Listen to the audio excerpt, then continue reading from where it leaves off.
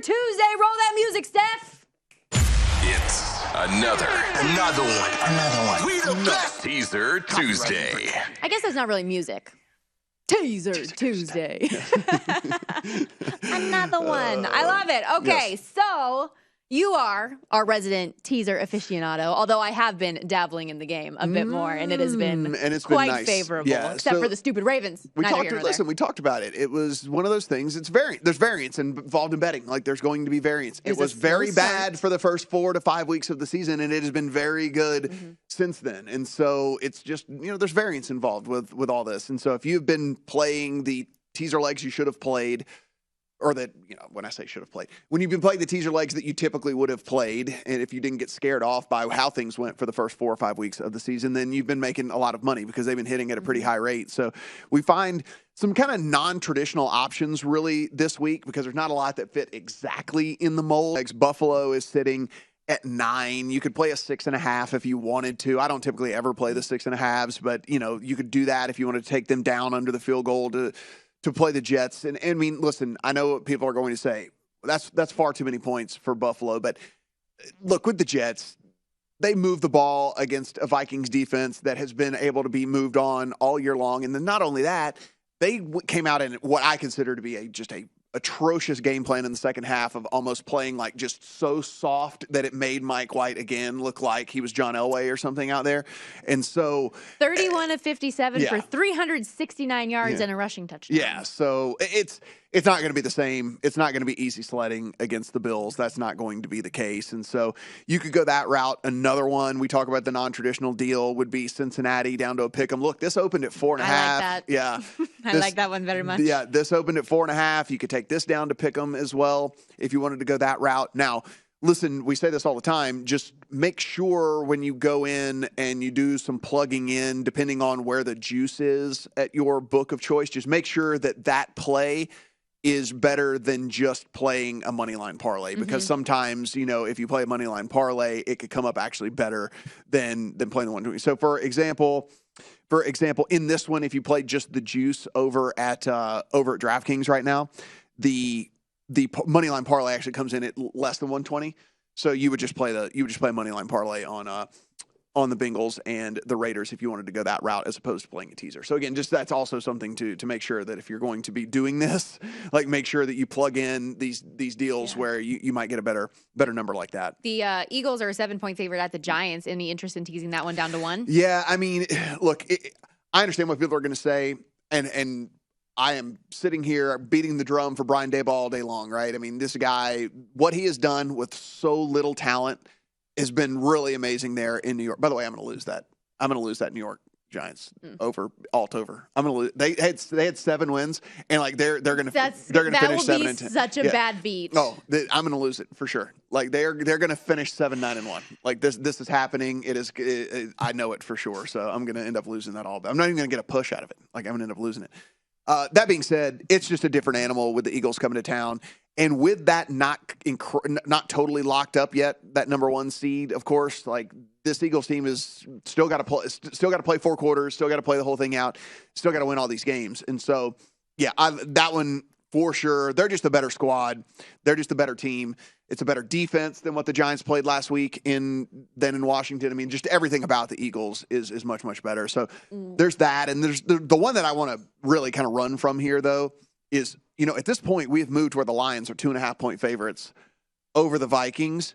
And you could take the Vikings up to 8.5. But the problem is we are sitting in a game where I think the variance in this game could be immense. Like, it is 2 teams with good offenses and 2 teams with bad defenses. And when that happens, there is no telling how what the final score could end up being here. So that said, did you have an interest in the total then?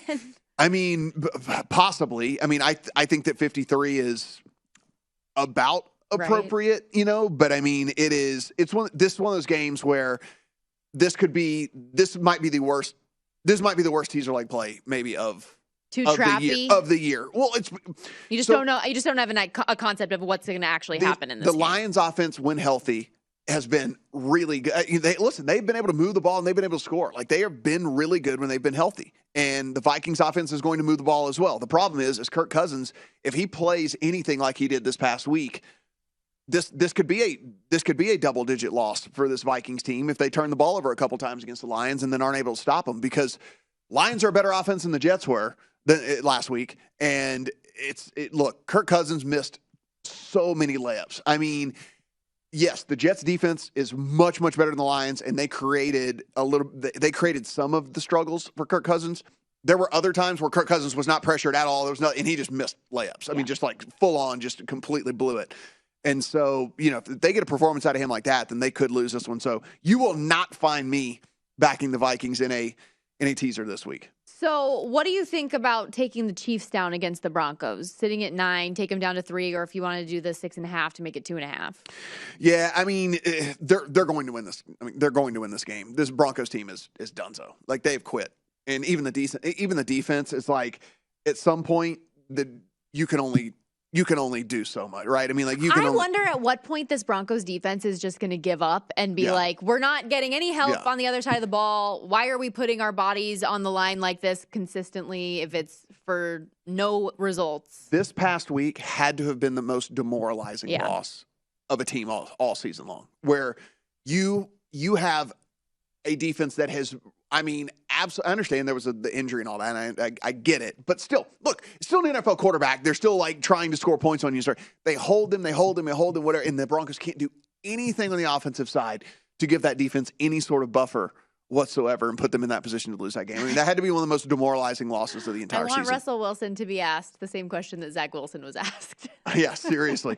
He needs to be like, that is definitely on me. I mean, so that being said, this Ravens team, you could take them up to 8.5 against the Steelers. And that is a game with a 37 total. So you'd be getting 8.5 points in a game with a 37 total.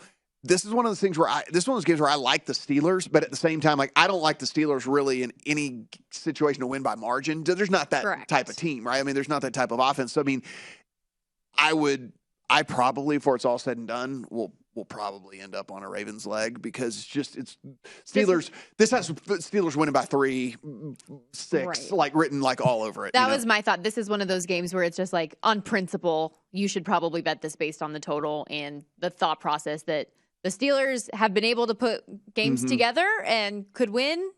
But by how much? I'm not so sure. Then you could my season win total is coming back. Yeah. Could the Steelers be live? Maybe so. I hope. I mean, listen, it's a cool story anyway, right? I mean, like, it's a young team. It's bunch of young players, that are kind of putting it together. And not the alt-over, but the other would be taking the Patriots to 7.5. I mean, taking the Cardinals, to 7.5 against the Patriots. Patriots currently sitting as a 1.5 favorites over the Arizona Cardinals. You would get the Cardinals at home as 7.5 point dogs in a teaser leg against the Patriots. As bad as the Cardinals have been, again, it kind of goes back to the deal: is the Patriots offense really built to win at margin, or are they the team, or is their version of success, right, kind of playing a low scoring, battle it out type of game? And if that's the case, then winning at margin really isn't at play, right? I mean, it seems like the path of success for the Patriots is not to get into any sort of shootout game. It would be low scoring, kind of, butting heads back and forth or whatever, and that's kind of like how they would prefer to win, I think. Conceptually, I understand it. That's just not one that I'm running to the window to bet. I don't care for it very much, especially because the Cardinals have actually been worse at home than they have on the road. So that's just one that I just stayed away from. Go to VSiN.com/subscribe to become a VSiN Pro subscriber today.